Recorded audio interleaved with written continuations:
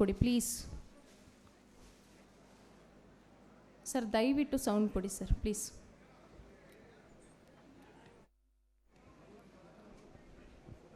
ದಯವಿಟ್ಟು ಸೌಂಡ್ ಕೊಡಿ.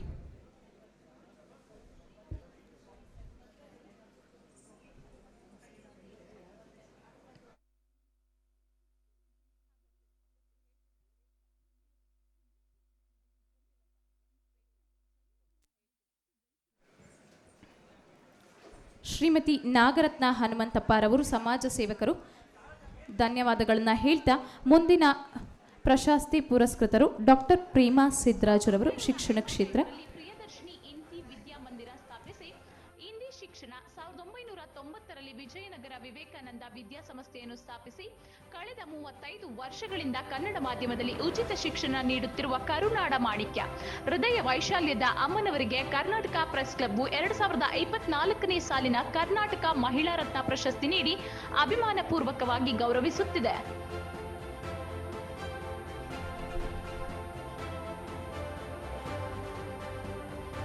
ನಾಗರತ್ನ ಹನುಮಂತಪ್ಪರವರಿಗೆ ಧನ್ಯವಾದಗಳು. ಶ್ರೀಮತಿ ಡಾಕ್ಟರ್ ಪ್ರೇಮಾ ಸಿದ್ದರಾಜುರವರು, ಶಿಕ್ಷಣ ಕ್ಷೇತ್ರ. ಹಾಗೆ ತದನಂತರ ಶ್ರೀಮತಿ ಡಾಕ್ಟರ್ ಶೋಭಿತಾ, ವೈದ್ಯಕೀಯ ಕ್ಷೇತ್ರ. ದಯವಿಟ್ಟು ವೇದಿಕೆಯ ಮುಂಭಾಗದಲ್ಲಿ ಹಾಸೀನರಾಗಿ ವೇಟ್ ಮಾಡಬೇಕು. ಮುಂದಿನ ಪ್ರಶಸ್ತಿ ಪುರಸ್ಕೃತರು ಶ್ರೀಮತಿ ಡಾಕ್ಟರ್ ಪ್ರೇಮಾ ಸಿದ್ದರಾಜುರವರು, ಶಿಕ್ಷಣ ಕ್ಷೇತ್ರ.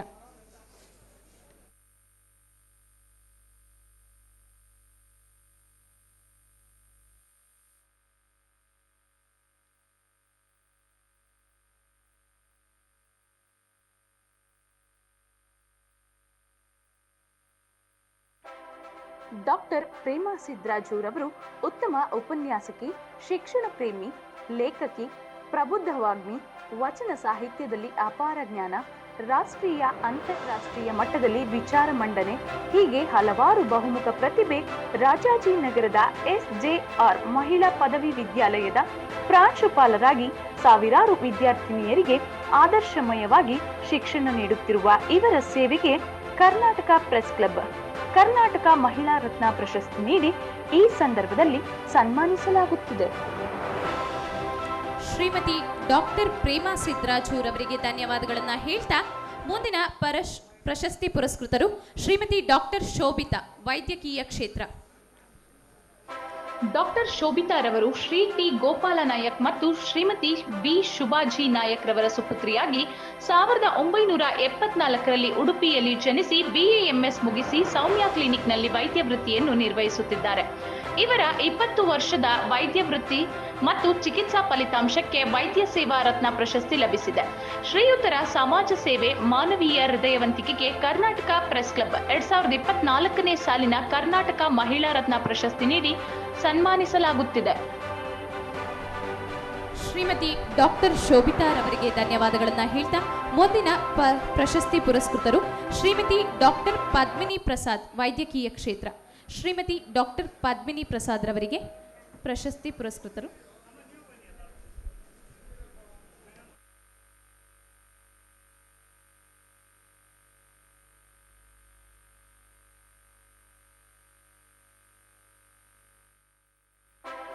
ಡಾಕ್ಟರ್ ಪದ್ಮಿನಿ ಪ್ರಸಾದ್ CV ರವರು ಅಲಾಸಿಂಗಾಚಾರ್ ಮತ್ತು ರಮಾಮಣಿರವರ ಉದರದಲ್ಲಿ 1952ರಲ್ಲಿ ತುಮಕೂರಿನಲ್ಲಿ ಜನಿಸಿ ಸದ್ಯ ರಮಾಮಣಿ ನರ್ಸಿಂಗ್ ಹೋಂನಲ್ಲಿ ಪತಿ ಡಾಕ್ಟರ್ KN ಪ್ರಸಾದ್ ಜೊತೆಗೆ ಪ್ರಸೂತಿ, ಸ್ತ್ರೀರೋಗ ತಜ್ಞರು ಹಾಗೂ ಲೈಂಗಿಕ ತಜ್ಞರಾಗಿ ವಿವಾಹ ಸಲಹೆಗಾರರಾಗಿ ಕಾರ್ಯನಿರ್ವಹಿಸುತ್ತಿದ್ದು, ವೈದ್ಯ ವೃತ್ತಿಯ 46 ವರ್ಷಗಳ ಸುದೀರ್ಘ ಅನುಭವದ ಜೊತೆಗೆ MBBS, MD, FCSCE PI, ಅಮೆರಿಕದ ವಿಶ್ವವಿದ್ಯಾಲಯದಿಂದ DABS ಶಿಕ್ಷಣ ಪಡೆದು ಕರ್ನಾಟಕದ ವಿಶ್ವವಿದ್ಯಾಲಯದಲ್ಲಿ 1ನೇ ರ್ಯಾಂಕ್ ಮತ್ತು ಗೋಲ್ಡ್ ಮೆಡಲ್ ಪಡೆದ ನುರಿತ ಮತ್ತು ಅನುಭವಿ ವೈದ್ಯರಾಗಿದ್ದು, ಹಲವಾರು ಲೇಖನಗಳು, 12 ಪುಸ್ತಕಗಳನ್ನು ಬರೆಯುವುದರ ಜೊತೆಗೆ ಟಿವಿ ಕಾರ್ಯಕ್ರಮಗಳನ್ನು ನಡೆಸಿಕೊಡುವುದರ ಜೊತೆಗೆ ಲಕ್ಷಾಂತರ ಜನರಿಗೆ ವಿವಾಹ ಸಲಹೆಗಾರರಾಗಿ, ಲೈಂಗಿಕ ತಜ್ಞರಾಗಿ ಯಶಸ್ವಿ ವೈದ್ಯರಾಗಿದ್ದಾರೆ. ಪ್ರಧಾನಿ ನರೇಂದ್ರ ಮೋದಿಯವರಿಂದ ಪ್ರಶಂಸೆ, ಹಲವು ಸಂಘ ಸಂಸ್ಥೆಗಳಿಂದ ಪ್ರಶಂಸೆ ಮತ್ತು ಅಭಿನಂದನೆಗಳು. ಶ್ರೀಮತಿ ಪದ್ಮಿನಿಯವರ ವೃತ್ತಿ ಅನುಭವ, ಸಲಹಾ ಅನುಭವ, ಬರವಣಿಗೆ ಮತ್ತು ರೋಗಿಗಳೊಂದಿಗೆ ಬೆರೆಯುವ ರೀತಿ ಚಿಕಿತ್ಸೆಯ ಯಶಸ್ಸನ್ನು ಪರಿಗಣಿಸಿ ಶ್ರೀಮತಿ ಪದ್ಮಿನಿ ಪ್ರಸಾದ್ ರವರಿಗೆ 2023ನೇ ಸಾಲಿನ ವರ್ಷದ ವೈದ್ಯ ಪ್ರಶಸ್ತಿ ಲಭಿಸಿದ್ದು, ಶ್ರೀಯುತರ ಸಾಧನೆಯನ್ನು ಪರಿಗಣಿಸಿ ಕರ್ನಾಟಕ ಪ್ರೆಸ್ ಕ್ಲಬ್ ವತಿಯಿಂದ 2024ನೇ ಸಾಲಿನ ಕರ್ನಾಟಕ ಮಹಿಳಾ ರತ್ನ ಪ್ರಶಸ್ತಿ ನೀಡಿ ಅಭಿನಂದಿಸಲಾಗುತ್ತಿದೆ. ಡಾಕ್ಟರ್ ಪದ್ಮಿನಿ ಪ್ರಸಾದ್ ರವರಿಗೆ ಧನ್ಯವಾದಗಳು. ಮುಂದಿನ ಕರ್ನಾಟಕ ಮಹಿಳಾ ರತ್ನ ಪ್ರಶಸ್ತಿ ಪುರಸ್ಕೃತರು ಚಲನಚಿತ್ರ ನಟಿ, ಖ್ಯಾತ ಚಲನಚಿತ್ರ ನಟಿ ಶ್ರುತಿರವರು. ಇವರು ಕಲಾದೇವಿಯ ಸುಪುತ್ರಿ, ಅಭಿನೇತ್ರಿ, ಸ್ಯಾಂಡಲ್ವುಡ್ನ ರಾಣಿ, ಅಭಿನಯ ಚತುರೆ, 35 ವರ್ಷಗಳಿಂದ ಕನ್ನಡಿಗರ ಮನೆ ಮಾತಾಗಿರುವ ಕನ್ನಡ ನಾಡಿನ ಹೆಮ್ಮೆಯ ಮಗಳು. ಅಧಿಕ ಚಲನಚಿತ್ರಗಳಲ್ಲಿ ವಿಭಿನ್ನ ಪಾತ್ರಗಳನ್ನು ನಿರ್ಗಳವಾಗಿ ಅಭಿನಯಿಸಿದ ಕಲಾಶಾರದೆ ಶ್ರುತಿರವರು ಚಿತ್ರರಂಗದ ಜನಪ್ರಿಯ ನಟಿ. ಇವರು ಸೆಪ್ಟೆಂಬರ್ 18, 1975ರಲ್ಲಿ ಜನಿಸಿ, ಇವರು ಕಲಾವಿದರ ಕುಟುಂಬದಲ್ಲಿ ಜನಿಸಿದ್ದರಿಂದ ನಟನೆ ಇವರ ರಕ್ತದಲ್ಲೇ ಬೆರೆತಿದೆ ಎಂದರೆ ತಪ್ಪಾಗಲಾರದು. ವೀರ ಸಿಂಧೂರ ಲಕ್ಷ್ಮಣ ಚಿತ್ರದಲ್ಲಿ ಆಕಸ್ಮಿಕವಾಗಿ ಒಂದು ಸಣ್ಣ ದೃಶ್ಯದಲ್ಲಿ ಮಗುವಾಗಿ ಕಾಣಿಸಿಕೊಂಡ ಗಿರಿಜೆ ಇವರು. ನಂತರ 1989ರಲ್ಲಿ ಆಸೆಗೊಬ್ಬ ಮೀಸೆಗೊಬ್ಬ ಚಿತ್ರದ ಮೂಲಕ ಬೆಳ್ಳಿ ತೆರೆಗೆ ಡಾಕ್ಟರ್ ರಾಜ್ಕುಮಾರ್ ರವರ ಮೂಲಕ ಪಾದಾರ್ಪಣೆ ಮಾಡಿದರು. ಆನಂತರ 1990ರಲ್ಲಿ ದ್ವಾರ್ಕೀಶ್ ರವರ ನಿರ್ದೇಶನದಲ್ಲಿ ಶ್ರುತಿ ಎಂಬ ಚಿತ್ರದ ಮೂಲಕ ನಟಿಯಾಗಿ ಅಭಿನಯಿಸಿದರು. ಹಾಗೆ ಈ ಚಿತ್ರ ಇವರ ಬದುಕನ್ನೇ ಬದಲಿಸಿದೆ ಎಂದರೆ ತಪ್ಪಾಗಲಾರದು. ಈ ಚಿತ್ರದಿಂದಲೇ ಇವರಿಗೆ ಶ್ರುತಿ ಎಂಬ ಹೆಸರು ಸಹ ಬಂದಿದೆ. ತದನಂತರ ನಾಯಕಿಯಾಗಿ ಎಲ್ಲ ನಾಯಕರ ಜೊತೆ ಅಭಿನಯಿಸಿದ್ದಾರೆ. ಇವರ ಚಿತ್ರಗಳೆಂದರೆ ಎಂಥವರ ಕಣ್ಣಲ್ಲೂ ಸಹ ನೀರು ಬರುತ್ತದೆ. ಏಕೆಂದರೆ ಇವರ ನಟನೆ ಅಷ್ಟು ಅದ್ಭುತವಾಗಿರುತ್ತದೆ. ಕಲ್ಲು ಮನಸ್ಸನ್ನು ಕರಗಿಸುವ ಶಕ್ತಿ ಇವರ ನಟನೆಗಿದೆ. ಹೆಚ್ಚು ಕಡಿಮೆ 140ರಿಂದ 150 ಚಿತ್ರಗಳಲ್ಲಿ ನಾಯಕಿಯಾಗಿ ಅಭಿನಯಿಸಿದ್ದಾರೆ.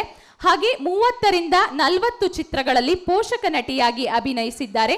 6 ಫಿಲ್ಮ್ ಫೇರ್ ಅವಾರ್ಡ್ಸ್ ಬಂದಿದೆ, 2 ಕರ್ನಾಟಕ ರಾಜ್ಯ ಪ್ರಶಸ್ತಿ, 1 ತಮಿಳುನಾಡು ರಾಜ್ಯ ಪ್ರಶಸ್ತಿ, ಡೆಲ್ಲಿಯಿಂದ ಇಂದ್ರ ಪ್ರಿಯದರ್ಶಿನಿ ಅವಾರ್ಡ್, ತಮಿಳ್ ದಿನಗರನ್ ದಿನತಂತಿ ಅವಾರ್ಡ್, ವಿಡಿಯೋಕಾನ್, ಐಫಾ, ಕನ್ನಡ ಚಿತ್ರ ಪ್ರೇಮಿಗಳ ಸಂಘ, ರಸಿಕರ ಸಂಘ, ಚಿತ್ರಸಂತೆ, ಹೀಗೆ 60ಕ್ಕೂ ಹೆಚ್ಚು ಸಂಘ ಸಂಸ್ಥೆಗಳಿಂದ ಪ್ರಶಸ್ತಿ ಪಡೆದಿದ್ದಾರೆ. ಹಾಗೆ ಕನ್ನಡ, ತೆಲುಗು, ತಮಿಳು, ಮಲಯಾಳಂ, ಹಿಂದಿ, ತುಳು ಭಾಷೆಗಳಲ್ಲಿ ನಟಿಸಿದ್ದಾರೆ. ಮಜಾ ಭಾರತ, ಗಿಚ್ಚಿಗಿಲಿ ಶೋಗಳಲ್ಲಿ ಜಡ್ಜ್ ಆಗಿದ್ದರು. ಬಿಗ್ ಬಾಸ್ ಸೀಸನ್ 3ರಲ್ಲಿ ವಿಜೇತರಾಗಿದ್ದಾರೆ. 2005ರಲ್ಲಿ ರಾಜಕೀಯಕ್ಕೆ ಬಂದು ಮಹಿಳಾ ಅಭಿವೃದ್ಧಿ ನಿಗಮದ ಅಧ್ಯಕ್ಷೆಯಾಗಿ ಕಾರ್ಯನಿರ್ವಹಿಸಿದ್ದಾರೆ. ಪ್ರವಾಸೋದ್ಯಮ ಇಲಾಖೆಯಲ್ಲಿ ಅಧ್ಯಕ್ಷರಾಗಿ ಕಾರ್ಯನಿರ್ವಹಿಸಿದ್ದಾರೆ. ಇವರ ಮುಂದಿನ ಆಸೆ ಎಂದರೆ ವ್ಯವಸಾಯದಲ್ಲಿ ಮುಂದುವರಿಯುವುದು. ಕರ್ಪೂರದ ಗೊಂಬೆ, ತವರಿನ ತೊಟ್ಟಿಲು, ತವರಿನ ತೇರು ಚಿತ್ರದಿಂದ ಹಿಡಿದು ಇತ್ತೀಚಿನ ರತ್ನನ್ ಪ್ರಪಂಚ, ಬಜರಂಗಿ ಕಾಟೇರ ಚಲನಚಿತ್ರದ ವಿಭಿನ್ನ ಪಾತ್ರಗಳು ಶ್ರುತಿ ಅವರ ಅದ್ಭುತ ನಟನೆಗೆ ಸಾಕ್ಷಿಯಾಗಿದೆ. ಹೀಗೆ ಕನ್ನಡದ ನಟಿಯೊಬ್ಬರು 35 ವರ್ಷಗಳಿಂದ ಕನ್ನಡಿಗರ ಮನದಲ್ಲಿ ಹಚ್ಚ ಹಸಿರಾಗಿ ನೆಲೆಸಿದ್ದಾರೆ. ಇವರ ಕಲಾ ಸೇವೆ, ಮಾನವೀಯ ಮೌಲ್ಯಗಳ ಗುಣ, ಸರಳ ಸ್ವಭಾವ, ಇನ್ನೂ ಸಾಧನೆ ಮಾಡಬೇಕೆಂಬ ಹಂಬಲವಿರುವ ಸಕಲ ಕಲಾವಲ್ಲಭೆಗೆ ಕರ್ನಾಟಕ ಪ್ರೆಸ್ ಕ್ಲಬ್ ವತಿಯಿಂದ ಪ್ರಪ್ರಥಮ ಕರ್ನಾಟಕ ಮಹಿಳಾ ರತ್ನ ಪ್ರಶಸ್ತಿ ನೀಡಿ ಅಭಿನಂದಿಸಲಾಗಿದೆ. ದಯವಿಟ್ಟು ಜೋರಾದ ಚಪ್ಪಾಳೆ ಮೂಲಕ ಅವ್ರನ್ನ ಅಭಿನಂದಿಸಬೇಕು ಅಂತ ಕೇಳ್ಕೊಳ್ತೀವಿ. ಯಾಕಂದರೆ ಅವರು ಸುಮಾರು ಚಲನಚಿತ್ರಗಳಲ್ಲಿ ನಟಿಸಿದ್ದಾರೆ. 150ಕ್ಕೂ ಹೆಚ್ಚು ಚಲನಚಿತ್ರಗಳಲ್ಲಿ ನಟಿಯಾಗಿದ್ದಾರೆ. ಹಾಗೆ 30ರಿಂದ 40 ಚಿತ್ರಗಳಲ್ಲಿ ಪೋಷಕ ನಟಿಯಾಗಿ ಅಭಿನಯಿಸಿದ್ದಾರೆ. ಸೊ ಅವರ ಕಲಾ ಸೇವೆಗೆ ದಯವಿಟ್ಟು ಜೋರಾದ ಚಪ್ಪಾಳೆ ಮೂಲಕ ಅವ್ರನ್ನ ಅಭಿನಂದಿಸಬೇಕು ಅಂತ ಕೇಳ್ಕೊಳ್ತೀವಿ.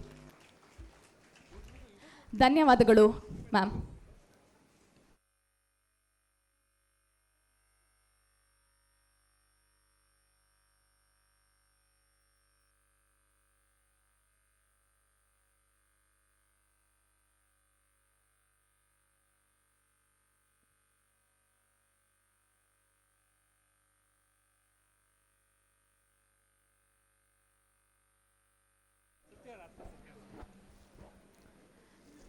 ದಯವಿಟ್ಟು ಈ ಕಾರ್ಯಕ್ರಮವನ್ನು ಕುರಿತು ಖ್ಯಾತ ಚಲನಚಿತ್ರ ನಟಿಯಾದ ಶ್ರುತಿಯವರ ತಂದೆಯವರು ಒಂದೆರಡು ಮಾತುಗಳನ್ನು ಹಾಡಬೇಕು ಅಂತ ಕೇಳ್ಕೊಳ್ತೀವಿ ಸರ್.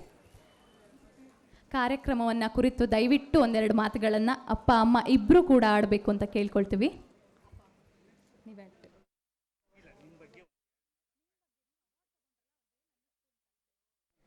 ಸರ್, ನಿಮ್ಮ ಮಗಳು ಅವಾರ್ಡ್ ತಗೊಂಡಿದ್ದು ನಿಮಗೆ ಏನು ಅನ್ನಿಸ್ತು ಅಂತ ದಯವಿಟ್ಟು ನಿಮ್ಮ 2 ಮನದಾಳದ ಮಾತುಗಳಲ್ಲಿ ಹಂಚ್ಕೊಳ್ಳಿ. ಓಕೆ, ಅಮ್ಮ ಮಾತಾಡಿ. ಹಾಗಿದ್ರೆ ಅಮ್ಮ ಮಾತಾಡ್ಬೋದಲ್ವಾ? ಮಗಳು ಅವಾರ್ಡ್ ತಗೊಂಡಿರೋದು ಹೇಗೆ ಅನ್ನಿಸ್ತಾ ಇದೆ ನಿಮಗೆ? ಅವರು ಇಷ್ಟು ಕಲಾ ಸೇವೆ ಮಾಡಿದ್ದಾರೆ, ಏನು ಅನ್ನಿಸ್ತಾ ಇದೆ ನಿಮ್ಮ ಮಗಳ ಬಗ್ಗೆ? ದಯವಿಟ್ಟು ನಿಮ್ಮ 2 ಮಾತುಗಳಲ್ಲಿ ನಮಗೆ ಹೇಳಬೇಕು ಅಂತ. ನಾವು ಯಾಕಂದರೆ ಅಪರೂಪವಾಗಿ ಅವ್ರನ್ನ ನೋಡ್ತಾ ಇರ್ತೀವಿ, ನೀವಾದರೆ ಡೈಲಿ ಲೈಫಲ್ಲಿ ನೋಡ್ತೀರಾ. ಸೊ ನಿಮ್ಮ ಮಾತುಗಳನ್ನು ಹಂಚ್ಕೊಳ್ಳಿ ನಮ್ಮ ಹತ್ರ. ನಾವೆಲ್ಲ ರಂಗಭೂಮಿ ಸೇವೆ ಕಲಾವಿದರು. ನಾವು ಇದುವರೆಗೂ ನಾನೊಂದು 20,000 ಪ್ರಯೋಗಗಳಲ್ಲಿ ನಾಟಕ ರಂಗದಲ್ಲಿ ಪಾತ್ರ ಮಾಡಿದ್ದೀನಿ. ನಾನು ನಮ್ಮಕ್ಕ, ನಮ್ಮ ಯಜಮಾನರು, ಅವ್ರ ಹೆಸರು ಕೃಷ್ಣ, ನಮ್ಮಕ್ಕನ ಹೆಸರು ರಾಧಾ, ನನ್ನ ಹೆಸರು ರುಕ್ಮಿಣಿ. ಈ 3 ಜನದಿಂದ 3 ಜನ 3 ಕುಡಿಗಳು ಹುಟ್ಟಿದ್ದಾರೆ. ಒಂದು ಶರಣು, ಒಂದು ಶ್ರುತಿ, ಇನ್ನೊಂದು ಉಷಾ. ಇವರೆಲ್ಲ ಎಲ್ಲ ನಿಮ್ಮ ಪ್ರೀತಿಗಳ ಹಾರೈಕೆಯಿಂದ ಮಕ್ಕಳಿಗೆ ಆಶೀರ್ವಾದ ಮಾಡಿದ್ದೀರಿ. ಇವತ್ತು ರಂಗ ಸೇವೆ ಮಾಡಿಕೊಂಡೇ ಬಂದಿದ್ದಾರೆ. ನಿಮ್ಮ ಪ್ರೀತಿ ಆಶೀರ್ವಾದ ಸದಾ ಹೀಗೆ ಇರಲಿ ಅಂತ ಕೇಳ್ಕೊತೀನಿ. ಥ್ಯಾಂಕ್ ಯು ಅಮ್ಮ, ಥ್ಯಾಂಕ್ ಯು ವೆರಿ ಮಚ್. ಹಾಗೆ ಈಗ ಖ್ಯಾತ ಚಲನಚಿತ್ರ ನಟಿಯಾದಂತಹ ಶ್ರುತಿ ಅಕ್ಕ ಅವರು 1-2 ಮಾತಾಡಬೇಕು ಅಂತ ಕೇಳ್ಕೊಳ್ತೀನಿ.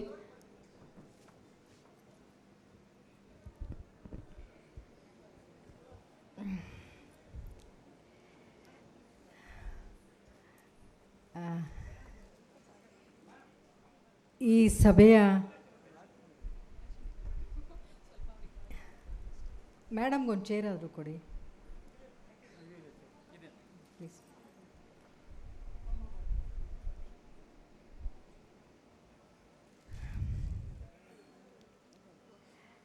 ಈ ಸಭೆಯಲ್ಲಿ ನನಗಿಂತಲೂ ಮೊದಲು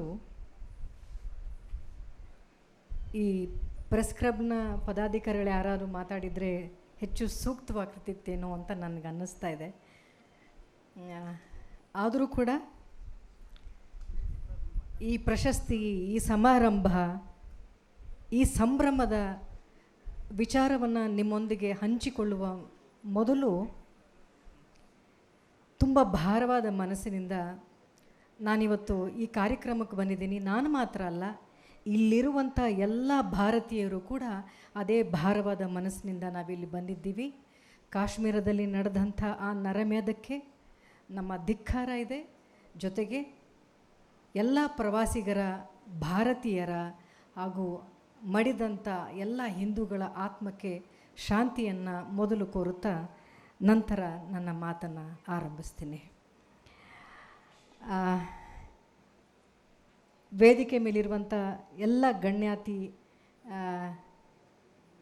ಗಣ್ಯರಿಗೆ, ಗುರುಗಳಿಗೆ, ನನ್ನ ತಂದೆ ತಾಯಿಗೆ, ಎಲ್ಲ ಸಾಧನೆ ಮಾಡಿದಂಥ ಮಹಿಳೆಯರಿಗೆ, ಪ್ರೆಸ್ ಕ್ಲಬ್ಲಿನ ಎಲ್ಲ ಕಾರಣಕರ್ತರಿಗೆ, ಸಾಕಷ್ಟು ಶ್ರಮವಹಿಸಿ ಬಂದಂತಹ ಎಲ್ಲ ಮಹಿಳೆಯರಿಗೆ, ತುಂಬ ದೂರದಿಂದ ಬಂದಿರುವಂತಹ ಸನ್ಮಾನಿತರಿಗೆ,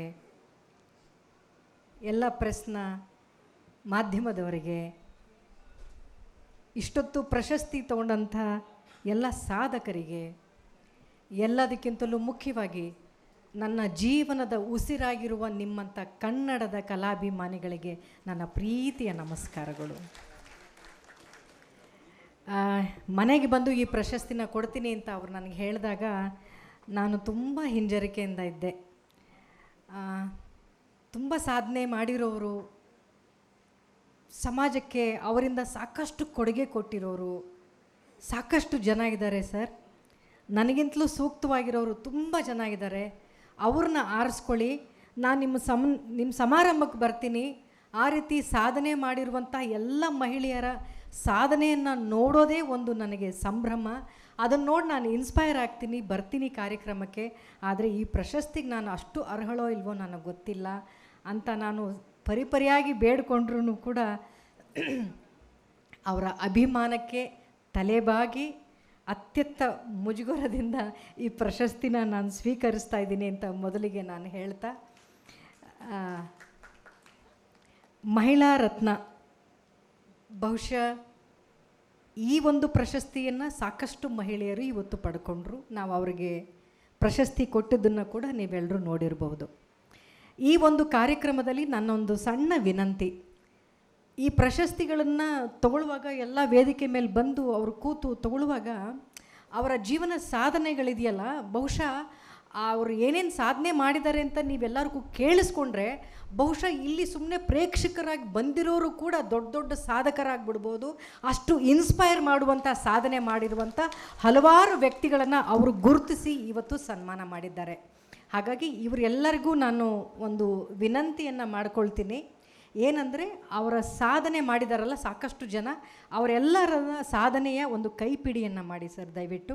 ಹಾಗೂ ಅದರ ಕೆಳಗಡೆ ಅವರ ವಿಳಾಸ ತಿಳಿಸಿ, ಅವರ ನಂಬರನ್ನು ಕೊಡಿ. ಯಾಕಂದರೆ ಎಷ್ಟೋ ಜನ ಶಿಕ್ಷಕರಿದ್ದಾರೆ, ವೈದ್ಯರಿದ್ದಾರೆ, ಸಮಾಜದಲ್ಲಿ ಹಲವಾರು ಸಾಧನೆ ಮಾಡುವಂಥವರಿದ್ದಾರೆ. ಅವರಿಂದ ನಮಗೇನೋ ಸಹಾಯ ಬೇಕಾಗಿರ್ಬೋದು, ಈ ಸಮಾಜಕ್ಕೆ ಸಹಾಯ ಬೇಕಾಗಿರ್ಬೋದು. ಹಾಗಾಗಿ ಅವರ ಸಾಧನೆಗಳ, ಅವರ ಬಯೋಡೇಟಾದ ಒಂದು ಕೈಪಿಡಿ ಜೊತೆಗೆ ಅವರ ವಿಳಾಸ ಹಾಗೂ ನಂಬರನ್ನು ನನಗೆ ಕೊಡಿ ಸರ್. ಯಾರಿಗೆ ಬೇಕೋ ಇಲ್ವೋ ಗೊತ್ತಿಲ್ಲ, ನನಗಂತೂ ಬೇಕು. ಯಾಕಂದರೆ ಅವರ ಸಾಧನೆಗಳನ್ನ ಕೇಳಿಸ್ಕೊಳ್ಳೋಕ್ಕೆ ಆಗಲಿಲ್ಲ, ಆ ಧ್ವನಿ ಸರಿಯಾಗಿ ವರ್ಕ್ ಆಗ್ತಾ ಇರಲಿಲ್ಲ. ಅಂಥ ಎಲ್ಲ ಮಹಿಳೆಯರು ಇವ್ರದ್ದು ಏನಿದ್ದೀರಿ, ಬಹುಶಃ ಒಬ್ಬೊಬ್ಬ ಸಾಧಕರನ್ನ ನೋಡ್ತಾ ಇದ್ದರೆ ಎಷ್ಟು ಜನ ಪುರುಷರಿಗೆ ನಾವಿವತ್ತು ಈ ವೇದಿಕೆಯಲ್ಲಿ ಸನ್ಮಾನ ಮಾಡಿದ್ರೋ ಅಷ್ಟೇ ಸಮನಾಗಿ ಮಹಿಳೆಯರು ಕೂಡ ಪ್ರಶಸ್ತಿ ತೊಗೊಂಡಿದ್ದು ನಿಜಕ್ಕೂ ನನಗೆ ಹೆಮ್ಮೆ ಅಂತ ನನಗೆ ಅನ್ನಿಸ್ತಾ ಇದೆ. ಯಾಕೆಂದರೆ ಆಗಿನ ಕಾಲದಲ್ಲಿ ಮಹಿಳೆಯಾಗಿ ಅವಳು ತನ್ನ ಕಾಲ ಮೇಲೆ ತಾನು ನಿಂತ್ಕೊಳ್ಳೋದೇ ಒಂದು ದೊಡ್ಡ ಸಾಧನೆ ಆಗಿತ್ತು. ಅದಕ್ಕೆ ಒಂದು ಪ್ರಶಸ್ತಿ ಕೊಡಬೇಕಾಗಿತ್ತೇನೋ ಆಗಿನ ಕಾಲದಲ್ಲಿ. ಒಬ್ಬ ಮಹಿಳೆ ತನ್ನ ಕಾಲ ಮೇಲೆ ತಾನು ನಿಂತ್ಕೊಂಡು ಯಾರ ಮೇಲೂ ಕೂಡ ಡಿಪೆಂಡ್ ಆಗದೆ ತನ್ನ ಜೀವನ ಸಾಗಿಸ್ತಾ ಇದ್ದಾಳೆ ಅಂದರೆ ಅದೇ ಒಂದು ದೊಡ್ಡ ಸಾಧನೆ. ಆದರೆ ಅದನ್ನೂ ಮೀರಿ ಸಮಾಜವನ್ನು ತಿದ್ದುವಂಥ, ಸಮಾಜದಲ್ಲಿರುವಂಥ ಹಲವಾರು ಜನರನ್ನು ಬೆಳೆಸುವಂಥ, ಸಾಧನೆ ಮಾಡುವಂಥ ಶಕ್ತಿ ಮಹಿಳೆಯಾಗಿದೆಯಲ್ಲ, ಅದು ನಿಜಕ್ಕೂ ಇನ್ಸ್ಪೈರಿಂಗ್ ಆಗಿತ್ತು. ನಿಜಕ್ಕೂ ನೀವೇ ಎಲ್ಲರೂ ಮಹಿಳಾ ರತ್ನಗಳು ಅಂತ ಹೇಳ್ತೀನಿ ಮೇಡಮ್. ತುಂಬಾ ಖುಷಿಯಾಗತ್ತೆ. ನೀವೆಲ್ಲರೂ ಇಲ್ಲಿರೋ ಹೆಣ್ಮಕ್ಳು, ಪದ್ಮಿನಿ ಮೇಡಮ್ ಅವರಿಂದ ಹಿಡಿದು ಅಲ್ಲಿ ಸಾಧನೆ ಮಾಡಿದಂಥ ಶಿಕ್ಷಕಿಯರಿಂದ ಹಿಡಿದು 2000 ಏನು ಸರ್ 5500 ನಾರ್ಮಲ್ ಡೆಲಿವರಿ ಮಾಡಿಸಿದ 103 ವಯಸ್ಸು ಅವರಿಗೆ ಸನ್ಮಾನ ಕೊಟ್ಟಾದ್ಮೇಲೆ ಕೋಲ್ ಹಿಡ್ಕೊಂಡು ಬಂದಿದ್ರಲ್ಲ ಅಂತ ಅವ್ರನ್ನ ಎಬ್ಸಕ್ಕೆ ನೋಡಿದ್ರೆ ಇಲ್ಲಪ್ಪ ನಾನು ಎದ್ದೇಳ್ತೀನಿ ಅಂದರು. ಆ ವಯಸ್ಸಿನಲ್ಲೂ ಅವ್ರಿಗಿರುವಂಥ ಆತ್ಮಸ್ಥೈರ್ಯ ಇದೆಯಲ್ಲ, ದೇಹಕ್ಕಿದೆಯೋ ಇಲ್ವೋ ಗೊತ್ತಿಲ್ಲ, ಮನಸ್ಸಿಗಿರುವಂಥ ಶಕ್ತಿ ಅದು. 5000 ನಾರ್ಮಲ್ ಡೆಲಿವರಿ ಮಾಡಿಸಿದ್ದಾರೆ. ಇಲ್ಲಿರೋ ಎಷ್ಟು ಜನ ಹೆಣ್ಮಕ್ಳಿದ್ದೀರಿ ನೀವೆಲ್ಲ ಗೊತ್ತಿರ್ಬೋದು. ನಾರ್ಮಲ್ ಡೆಲಿವರಿ ಅನ್ನೋ ಹೆಸರು ಕೇಳೇ ಇಲ್ಲ ನಾವು. ಯಾರಿಗಾರು ನಾರ್ಮಲ್ ಡೆಲಿವರಿ ಆಗಿಬಿಟ್ರೆ ನೆಕ್ಸ್ಟ್ ನ್ಯೂಸಲ್ಲೇ ಬರುತ್ತೇನೋ ಅದು. ಎಲ್ಲ ಡೆಲಿವರಿಗಳು ಇವತ್ತು ಸಿಸರಿನ್ ಡೆಲಿವರಿಗಳೇ. ನಾರ್ಮಲ್ ಡೆಲಿವರಿ ಕೇಳಿದ್ದೇ ಇಲ್ಲ ನಾವು, ನಮ್ಮ ಕಾಲದಿಂದ ಹಿಡಿದು. ಅದು ನಮ್ಮ ಅಮ್ಮನ ಕಾಲಕ್ಕೆ ನಿಂತೋಯ್ತು ಅಂತ ಅನಿಸುತ್ತೆ. ಆ ಥರದಲ್ಲಿ ಎಷ್ಟು ಜನಕ್ಕೆ ಈ ರೀತಿಯ ನಾರ್ಮಲ್ ಡೆಲಿವರಿನ, ಆರೋಗ್ಯವಾದಂಥ ಮಕ್ಕಳನ್ನು ಈ ಸಮಾಜಕ್ಕೆ ಕೊಟ್ಟಿದ್ದಾರಲ್ಲ, ಅವ್ರನ್ನ ಹೆತ್ತಂಥ ಒಬ್ಬ ತಾಯಿಗೆ ನಾವು ದೊಡ್ಡ ನಮಸ್ಕಾರನ ಹೇಳಬೇಕು. ಅಂಥ ಸಾಧಕಿಯರನ್ನು ಇವತ್ತು ಕರ್ಕೊಂಡು ಬಂದಿದ್ದೀರಿ.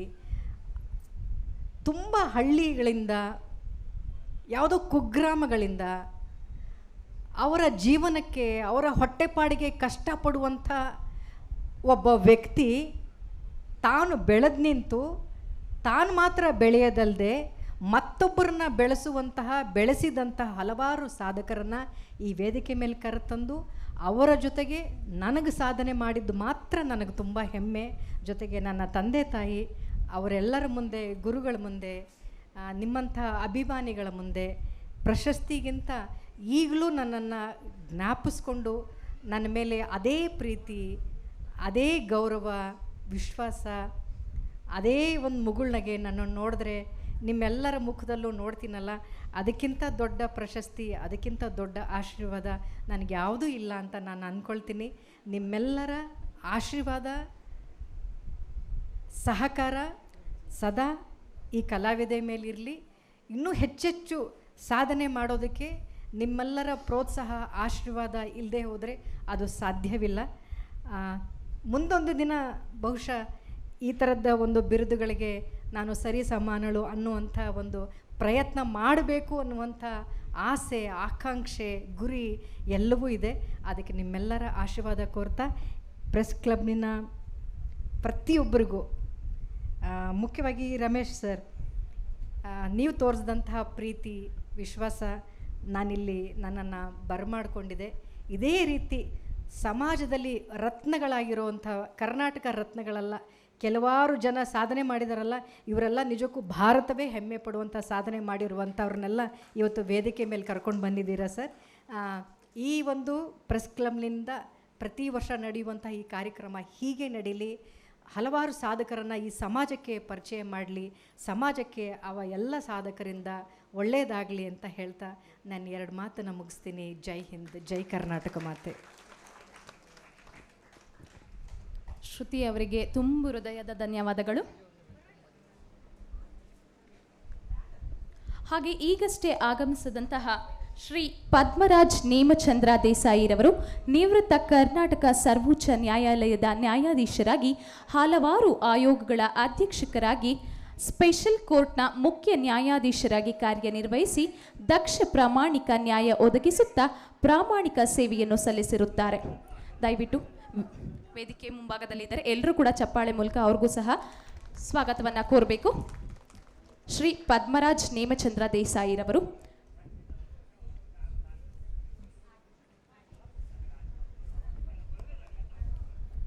ಹಾಗೆ ಮುಂದಿನ ಪ್ರಶಸ್ತಿ ಪುರಸ್ಕೃತರು ಶ್ರೀಮತಿ ಪಾರ್ವತಿ ದೇವಿ ನಾಗರಾಜ್, ಸಮಾಜ ಸೇವಕರು. ಶ್ರೀಮತಿ ಪಾರ್ವತಿ ದೇವಿ ನಾಗರಾಜ್ ರವರು ಸಮಾಜ ಸೇವಕರು.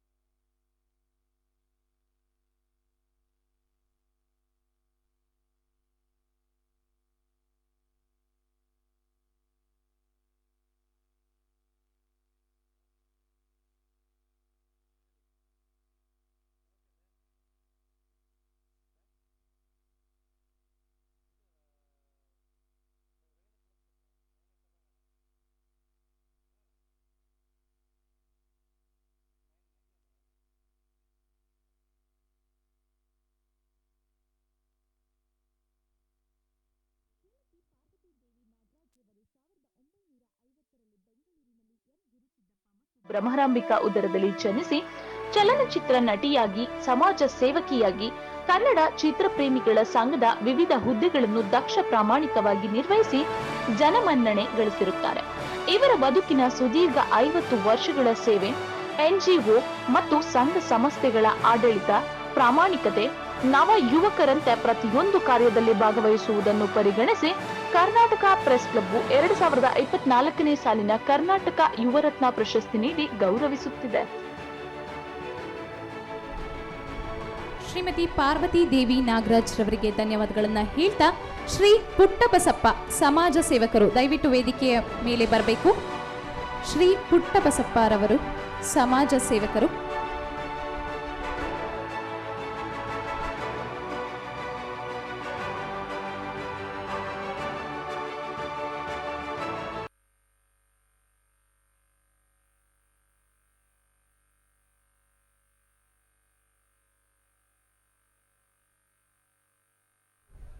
ತದನಂತರ ಶ್ರೀ ವೈಡಿ ರತ್ನಾಕರ್ ಅವರು ಪತ್ರಿಕೋದ್ಯಮ, ದಯವಿಟ್ಟು ವೇದಿಕೆ ಮುಂಭಾಗದಲ್ಲಿ ರೆಡಿ ಇರಿ.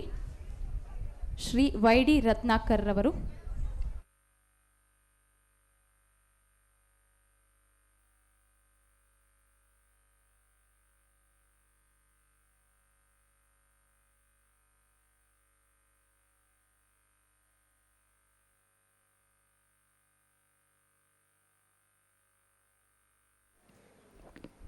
KA11N7142 7142 KA11N7142. ದಯವಿಟ್ಟು ಯಾರ್ದಿದು ಕಾರು ದಯವಿಟ್ಟು ತೆಗಿಬೇಕು ಅಂತ ಕೇಳ್ಕೊಳ್ತೀವಿ. ಸೆಕ್ಯೂರಿಟಿ ಇಲ್ಲಿದ್ದಾರೆ, ದಯವಿಟ್ಟು ಕಾರ್ ತೆಗಿಬೇಕು ಅಂತ ಕೇಳ್ಕೊಳ್ತೀವಿ.